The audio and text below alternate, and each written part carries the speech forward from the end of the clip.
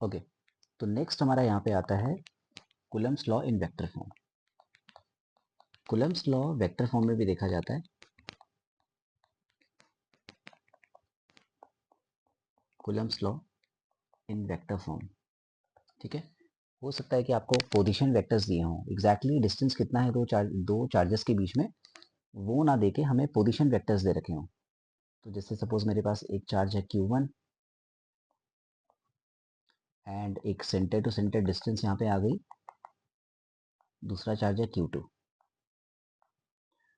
Q1 Q2 के बीच में यहाँ पे लगेगा फोर्स। इनके बीच की जो डिस्टेंस है, जो पोजीशन वेक्टर मतलब जो इनके बीच में हम एक डिस्टेंस देख रहे हैं, वो डिस्प्लेसमेंट वेक्टर है एक्चुअली।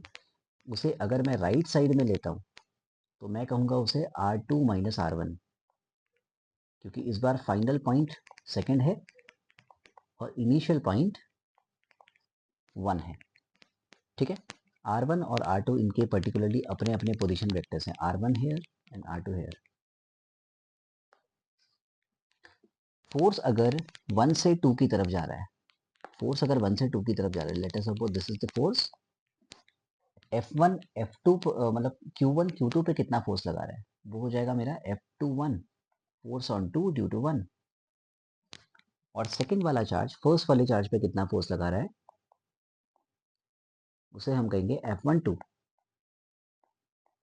उसे हम कहेंगे F12। ओके, तो अगर 2 से 1 की तरफ फोर्स आएगा तो वेक्टर रहेगा मेरा इस डायरेक्शन में, R1 माइनस R2,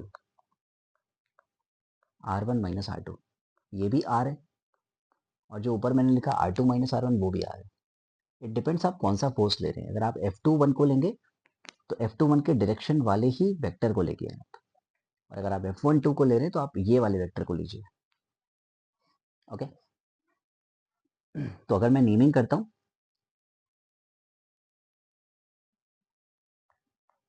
तो मैं लिखूंगा F21, पहले मैं F21 को ले रहा हूं, राइट साइड पे जो फोर्स लग रहा है F21 हो जाएगा force on Q2 due to Q1। इसे मैं ऐसे लिखूंगा कि Q1 Q2 divided by R square, और यूनिट वेक्टर जो है वो मैं कौन सा लिखूंगा, मैं लिखूंगा R2 माइनस R1 वाला, राइट साइड में जो जा रहा है वही वाला यूनिट वेक्टर आएगा। F21 बेसिकली क्या है, फोर्स ऑन Q2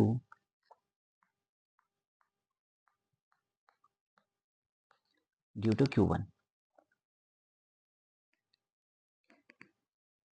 ठीक है।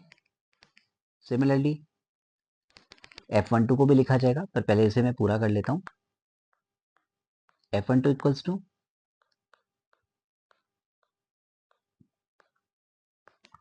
KQ1 Q2 डिवाइडेड बाय ये जो R2 मैंने यहाँ पे लिखा हुआ है, मतलब R स्क्वायर जो मैंने लिखा है उसे मैं लिख लूंगा R2 minus R1, R2 minus R1, ठीक है। मॉड्यूलस लगा रहा हूँ, स्क्वायर कर रहा हूँ क्योंकि वहां पे स्क्वायर ही तो था। और आगे जो मेरा ये R2 माइनस R1 का कैप है, तो हमें पता है यूनिट वेक्टर का फॉर्मूला क्या होता है। देखो यूनिट वेक्टर्स होते हैं, जैसे हमारा वाई एक्सिस की तरफ जे कैप, एक्स एक्सिस की तरफ आई कैप, और जेड एक्सिस की तरफ होता है के कैप। तो ऐसे करके कोई सा भी अगर यूनिट वेक्टर होगा तो उसका फॉर्मूला क्या बनेगा, vector divided by mod of that vector, modulus of that vector, modulus जो कि आपका कोसाइन रूल से आता है। तो R2 माइनस R1 का जो कैप है उसे मैं क्या लिखूंगा, R2 माइनस R1 का vector divided by modulus of R2 minus R1, जो कि मैंने ऑलरेडी पहले भी लिखा हुआ है यहाँ पे। तो F12 को अगर मैं पूरा लिखूंगा तो F12 बन जाएगा मेरा के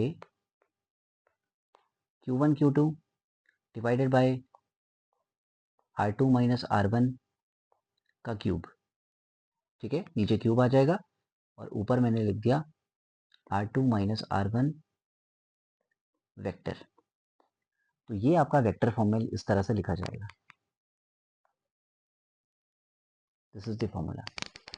सिमिलरली अगर मैं यहाँ पे लिखता हूँ F12, तो बात तो एक ही है। F12 अगर मैं लिखूंगा तो ये हो जाएगा मेरा K Q1 Q2 divided by R1 minus R2 cube, और आगे रहेगा मेरा R1 माइनस R2 वेक्टर। इस तरह से इसको लिखा जाएगा। So we have two formulas. एक हो जाएगा मेरा F21 और एक हो जाएगा मेरा F12।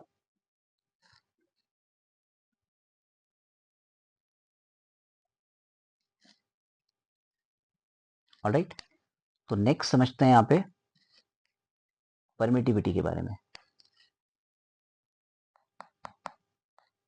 कोफिशिएंट ऑफ परमिटिविटी हमने पढ़ा था epsilon not. Epsilon not was for vacuum. तो परमिटिविटी सपोज एप्सिलॉन है, तो परमिटिविटी अगर कम हो रही है तो समझ जाइए फोर्स बढ़ रहा है, यानी कि डाइलेक्ट्रिक भी ज़्यादा है। ठीक है, फॉर एयर एंड वैक्यूम, अगर एयर है या फिर वैक्यूम है तो बेसिकली हम नॉट लगाते हैं।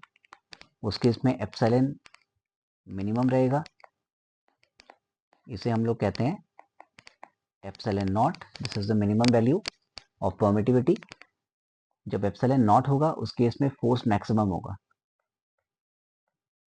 फोर्स मैक्सिमम होगा, तो फोर्स बेसिकली वैक्यूम में या फिर एयर में मैक्सिमम लगता है। ये कंसेप्ट यहीं से आता है। एप्सिलॉन नॉट क्या लेना है, 8.854 into 10⁻⁻12 coulomb square per newton per metre square. Now for any other medium, ये तो एयर के लिए था। फॉर एनी अदर मीडियम, अगर मेरे पास कोई भी और मीडियम होगा तो उस केस में मैं एप्सिलॉन नॉट नहीं लिख के उसे लिख दूंगा एप्सिलॉन एम। एप्सिलॉन एम की वैल्यू हमेशा एप्सिलॉन नॉट से ज़्यादा होगी, इसलिए फोर्स जो मीडियम में लगेगा, क्योंकि एप्सिलॉन और फोर्स दोनों इन्वर्सली प्रोपोर्शनल है, तो जो मीडियम में फोर्स लगेगा वो स्मॉलर होगा एयर में या वैक्यूम में लगने वाले फोर्स के। तो ये भी हमारे इंपॉर्टेंट कंसेप्ट हैं एप्सिलॉन और फोर्स को लेके।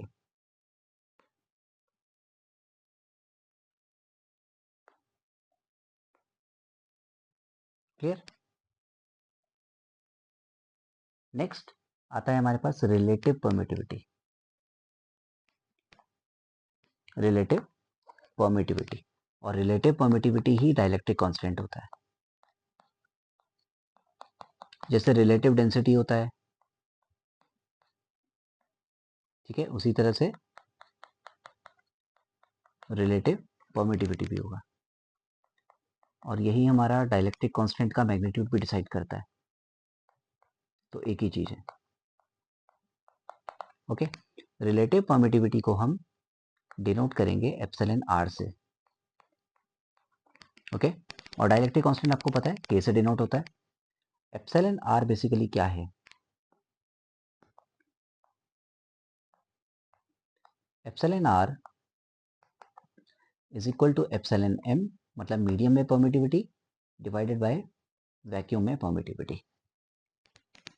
ठीक है, और हमें पता है कि जो परमिटिविटी होती है वो फोर्स के इन्वर्सली प्रोपोर्शनल है। तो जहाँ पे एप्सिलॉन एम लिखा है मैंने, वहाँ पे मैं एफ नॉट लिखूंगा, वैक्यूम का फोर्स, और जहाँ पे एप्सिलॉन नॉट लिखा है वहाँ पे मैं एफ एम लिख दूंगा, मीडियम का फोर्स। ठीक है, यहाँ से मीडियम में लगने वाला जो फोर्स होगा वो मिल जाएगा मुझे, वो होगा force in vacuum divided by epsilon not. ठीक है, तो ये और कुछ मल्टीपल फॉर्मूलाज हमारे पास आ गए।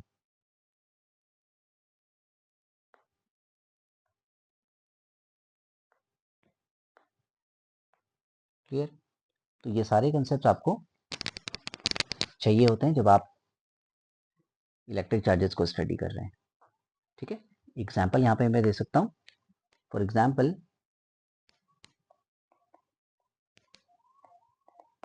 फॉर एग्जाम्पल कोई पर्टिकुलर मीडियम हमारे पास है, सपोज चार्जेस को हमने ऑयल में डाल दिया, okay, and we are given with epsilon r of oil and it is 20, okay. तो इसका मीनिंग आप समझते हैं, इसका मतलब क्या होगा? Meaning of the statement is that 20 is actually equals to epsilon of oil divided by epsilon naught. It means जो epsilon oil होगा वो 20 टाइम्स ज़्यादा है epsilon naught के, यानी कि जो ऑयल में फोर्स लगेगा वो वैक्यूम में लगने वाले फोर्स का 1/20 होगा। 20 टाइम्स कम कर देना है मुझे उसे।